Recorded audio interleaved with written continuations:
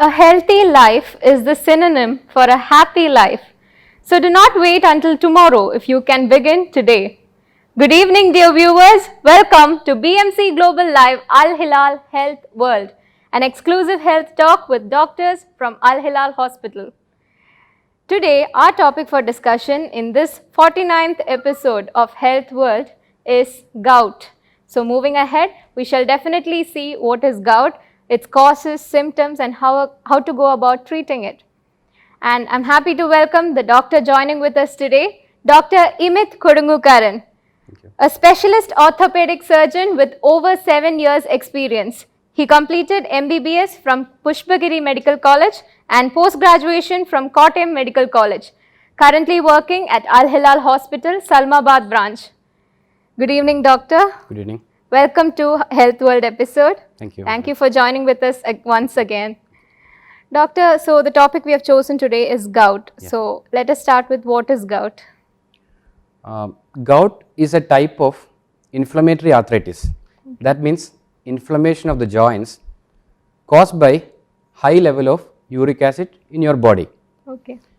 This high level of uric acid in the body is known as hyperuricemia. Okay. Hyper means high and uricemia means in the blood uric acid. Okay. So, but hyperuricemia and gout are not the same, Okay. because hyperuricemia can present in many ways. Okay. For example, in many cases, hyperuricemia may not produce any symptoms at all. Like they don't present with pain or anything. Okay. And we detect hyperuricemia in these kind of patients during routine checkups. Okay. This kind of presentation is known as asymptomatic hyperuricemia. Asymptomatic means without any symptoms. Okay. And but still, the gout is the most common clinical presentation of hyperuricemia or high uric acid in the body. Okay. And other clinical manifestations of high uric acid include uric acid kidney stones, and in rare cases a condition called TOFI. Okay. TOFI is basically when you have very long time or prolonged hyperuricemia, uric acid will deposit in and around joints and in many soft tissues, which causes swellings over the skin. So this will be visible as swellings over the skin. Okay. This is called TOFI. So hyperuricemia or high uric acid can present as without any symptoms and will present as gout and sometimes present as renal stones, and very rarely the presentation can be TOFI also. Okay. So the point I want to emphasize is that high uric acid may not always lead on to development of gout. Okay. So doctor, you said high uric acid can lead to the presentation of gout. Yes. Are there any other causes for gout, or how does it present as gout? See, gout is essentially caused by high uric acid in our body, Okay. but in a susceptible group of patients only. Mm. And uric acid, actually uric acid is it's a normal content in the blood. Okay. It is a powerful antioxidant, and a normal quantity of uric acid is synthesized inside our body, mainly inside liver and intestine, Okay. from another molecule known as purines. Okay. This purines comes into in our body from two major sources. One from externally from the food that we are taking, and the other source is our body itself. Okay. Because purines are structural component of genetic material in our cells known as DNA. Okay. So when a cell dies or when a cell become damaged, that is happening in our body regularly, because our cells, as we call cell cycle, constantly are dying and new cells are coming. So in this time the purines will be released. Okay. So in our body, purines come from food that we are taking, and also from the body that is synthesizing at a normal quantity. Okay. And inside body, the purine will undergo metabolism. The metabolic end product of purine metabolism in humans is uric acid. Okay. And a particular quantity of uric acid will be cleared mainly through the kidneys every day. So this is happening in a normal person. Okay. Uric acid is being synthesized, and a constant amount of uric acid will be cleared through the kidneys also. But in case of patients with gout, what is happening is because of some genetic problems, some group of gout patients synthesize more uric acid in their body. This group we call it as overproducers. Okay. And in another group of patients, problem will be there in the clearance of uric acid from the kidneys. Okay. It can be because of some developmental problem, usually genetically mediated, Okay. clearing mechanism of the uric acid, or it could be because of some kidney damages because of some kidney diseases, or it can be because of intake of some kind of medications that can interfere with the uric acid clearance. For example, some anti-cancer medication, some anti-hypertensive medication can interfere with the uric acid excretion through the kidneys. Okay. So these group we call as under excretors. So in some group overproduction and some group under excretion. This is the cause for higher uric acid in some types of some patients that lead on to development of gout. The problem with the higher uric acid in the body, uric acid is not readily soluble in the blood. So after a cutoff, the uric acid will start precipitating and form needle shaped crystals. Okay. We call these crystals as monosodium urate crystals. Okay. So once the level of uric acid become high, there will be precipitation in many areas. If it precipitate and condense in our joints, it will provoke a gout attack, and if it deposit in kidneys, it can cause kidney stones. Okay. And prolonged or long-standing deposition in many tissues can cause swellings that can be seen outside as swellings over the skin, which is called tophi. Okay. So from this, what you have to understand is that gout is not entirely because of intake of some kind of foods, but in some patients are more susceptible, genetically susceptible to retain more uric acid. Okay. Can be because of sometimes because of overproduction or sometimes because of under excretion. And if these patients, if they take more of some food items that can induce gout, they will end up in gout attacks. Yes. So, doctor, what could be such food items that can increase or cause gout more? Okay, certain non-vegetarian foods that are rich in purine, like example red meat. Red meat, what I mean is that beef, lamb, pork, and organ meats also. Organ meats means brain, liver, and all. These all are high in purine. Okay. Then some kind of seafoods like shrimps, lobster, crab, and herring, trout, then sardine, tuna.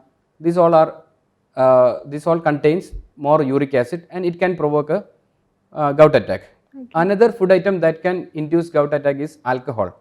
Okay. Most of the alcoholic beverages, except beer, doesn't contain higher level of purines, but still they can induce gout attacks, because when you take alcohol, our body try to expel more alcohol in spite of uric acid. So that will indirectly increase the uric acid level. So this way alcohol can induce a gout attack. Okay. Another food item that can induce gout attack is high fructose food items and beverages, like sweetened colas, pastries, cakes, ice creams, and all.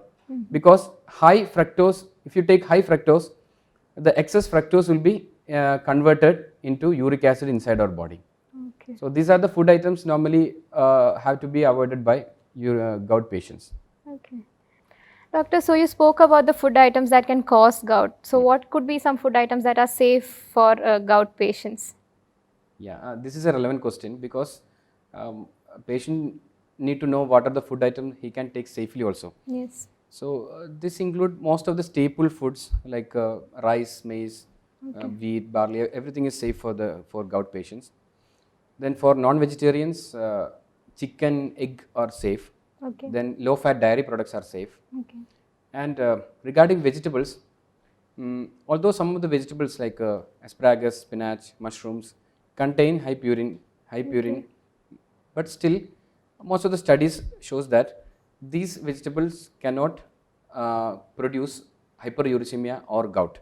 Okay. So nowadays it is considered that most of the studies considers that almost all vegetables are safe for gout patients. Okay. And also some of the studies shows that some food items can reduce the uric acid level in the blood also. These food items include vitamin C rich foods, cherries, Okay. then coffee, etc. Okay. So, doctor, who are at high risk of getting gout, or are there any risk factors that can trigger this disease? Yeah, the major important risk factor to develop gout is gender, Okay. because males are up to 4 times more likely to get gout than females. Okay. In females of reproductive age group, estrogen in them have a protective role against gout. That's why after menopause or stopping periods in females, the risk of developing gout will be equal in both genders. Okay. Another risk factor to develop gout is age. As the age advances, chance of getting gout also more. That's why older age people are at risk. Then next risk factor is obesity. Obesity is a risk factor to develop gout, and it is also noticed that obese individuals tend to develop gout at an early age also. Okay. And genetics also play a role, because there are some genes that can regulate uric acid metabolism in kidney and intestine, and that can regulate the chances of getting gout also. That's why gout can run in family. And some comorbid conditions like hypertension, thyroid abnormalities, all are risk factors to develop gout. Okay. Definitely, we have only dealt with the basic aspects, what is gout and what can cause, what can trigger, what are the risk factors of gout. We have to know how we can go about treating this. Definitely, we'll be coming back after a very short break, so stay tuned.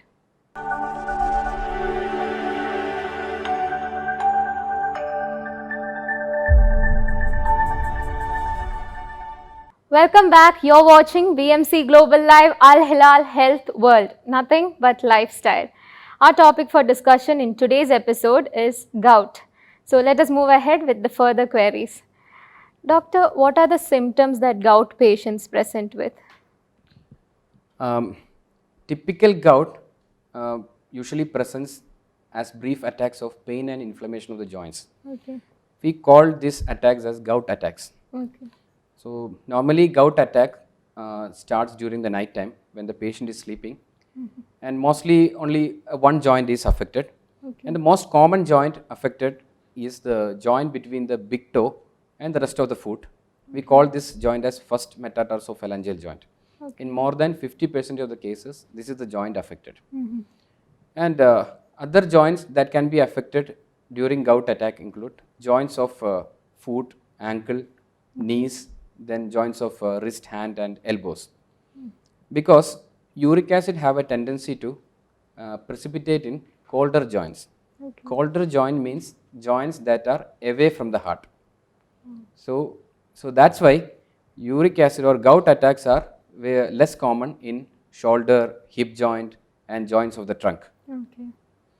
And once pain starts in one joint, within few hours, pain, swelling, redness, warmth, everything will peak at, it will reach its peak.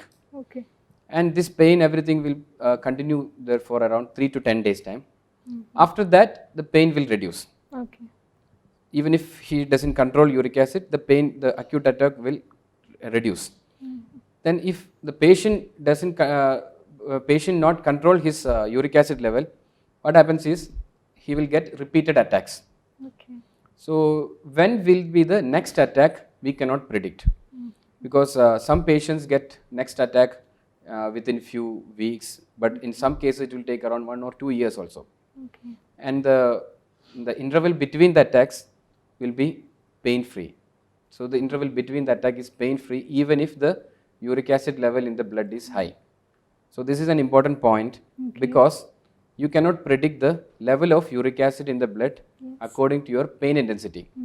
So even if you don't control your uric acid, you will be pain free after the one attack, and most of the patient think that their uric acid already is reduced and they are okay. Yes. And mostly they will end up in next attack. Doctor, so once a patient presents with such symptoms, how do we go about with treating gout? Usually a patient present to doctor during the gout attack. Okay. So he presents with pain, swelling of the joints. So our first priority is to reduce his pain and swelling and his disability. Okay. So for that we usually start him on anti-inflammatory medications, injections. Sometimes we start on steroids as tablets, or sometimes we give injection of steroids to the joint affected. And we advise the patient to elevate the affected part, apply ice and get some rest and all. So this is the treatment of acute inflammation of gout. Okay. And the next aim of our treatment is to reduce level of uric acid in its blood so as to prevent future attacks. Yes. So for this we have some medications, and medications act by two ways. Some types of medicines reduce the synthesis of uric acid, and some types of medicines increase the excretion of uric acid through the kidneys. Okay. And these medicines are maintenance medicines. The patient has to continue these medicines for long time, like it will take around months or years to clear all the uric acid crystals that has been deposited in the kidney, in the tissues. Okay. So these medicines are maintenance medicines. Apart from medicines, we tell the patient to follow a strict diet plan, to avoid all the food items that we already discussed, and to include more of vegetables and fruits in his diet. And we tell the patient to ensure good hydration, and also to reduce obesity. Regular exercise is important, and to control his all comorbid conditions like hypertension, thyroid disorders that can lead on to development of gout. Okay. So this is a nutshell of treatment of gout patients. Okay. So doctor, are there any complications if gout is left untreated? Yeah, definitely. Gout has many complications. If a patient has repeated attacks of gout in single joint, that can cause permanent damage to the joint. Okay. And prolonged uric acid deposition in kidney can cause kidney damage and kidney failure also. Yes. And even gout or uric acid crystals can deposit in your heart walls also. Okay. And hyperuricemia nowadays is considered as a independent risk factors to develop other complications like metabolic syndrome, diabetes, hypertension, atherosclerosis, cardiovascular complications and all. Okay. So controlling uric acid in a gout patient is not only to prevent gout attacks but also to prevent these kind of complications. So doctor, what could be your advice to the viewers watching us now? Okay, before that I would like to debunk some of the myths about gout. Okay. The first one is that you can stop uric acid lowering medications once your uric acid level in the blood become normal. This is a misinformation. Okay. Because we are giving medicine to reduce the uric acid level in the blood only. So it will take like months or years to clear all the precipitated uric acid crystals that's been deposited in the tissues over few years. Okay. That's why you cannot just immediately stop uric acid lowering medication once your blood level reaches normal. Okay. Another myth about uric acid is that high uric acid will always causes pain. This we already discussed. Yes. Because in case of asymptomatic hyperuricemia and in case of gout attacks also, between the attacks the interval is pain free. Okay. So you cannot predict the level of uric acid in the blood by assessing your pain score. Yes. Another myth about uric acid is that uric acid causes generalized body pain. This is also a misconception because uric acid normally presents as acute attacks, normally in single joint. It will not cause generalized body pains. Oh, okay. And my sincere advice is to patients with gout, you should stick on to the treatment as advised by the doctor. Yes. You should check your uric acid level at least in every 3 months or advised by the doctor, and do not change or do not stop medication by your own. And it is okay or it is normal that during the starting of the treatment some people get flare up of gout attacks. There are a lot of reasons for that. It doesn't mean that your treatment is not working or you have to change the medication or anything like that. You stick on to your treatment. After a few months, once your body level of uric acid reduces, you will be pain free. Okay.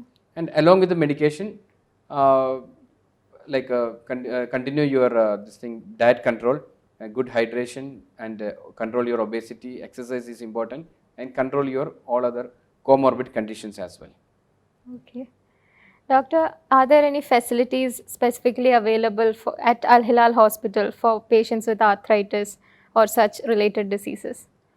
Okay. I'm working in Al Hilal Medical Center, Salmabad branch. Okay. It's a multi-specialty medical center, and in orthopedic department we have all the modern diagnostic facilities like modern laboratory, CT scanning, ultrasound scanning, and digital X-ray with the PAC system and all. Okay. And for the treatment of arthritis, apart from medical treatment, we have all the advanced injection treatments. Okay. Like you must have heard of PRP injection, like it is platelet-rich plasma injection. This is a well-known modality for treatment of arthritis, tendinitis, plantar fasciitis, tennis elbows and all. Yes. Basically, in this treatment, what we are doing is we are taking patients on blood, we are centrifuging, Okay. and we are taking a small portion of the plasma that is rich in platelets, and we are injecting that plasma to the site of inflammation. Okay. This will induce healing and thereby reducing inflammation. Okay. This is a well-known treatment method. And another kind of injection available is hyaluronic acid injection. Hyaluronic acid is nothing but it's a substitute of normal synovial fluid in the joints. You all may be knowing that in case of osteoarthritis, Yes. the problem starts with drying up of the joints. So hyaluronic acid is a substitute of your normal synovial fluid. Okay. And if in any case patient present with advanced arthritis which requires any surgical treatment like arthroscopic treatment or replacement of the joint, we have that facilities in our attached hospital in Muharrak. So we are well equipped to deal with all kind of arthritis. So yes, doctor, I think our viewers watching us with such difficulties can definitely approach Al Hilal Hospital, can approach you at Al Hilal Hospital, Salmabad. And as doctor said, lifestyle is very important for most health diseases. So do stay safe, stay healthy. This is Marina Francis signing off from this week's Health Word episode. We shall meet again next week, Tuesday, same day, same time. Good night.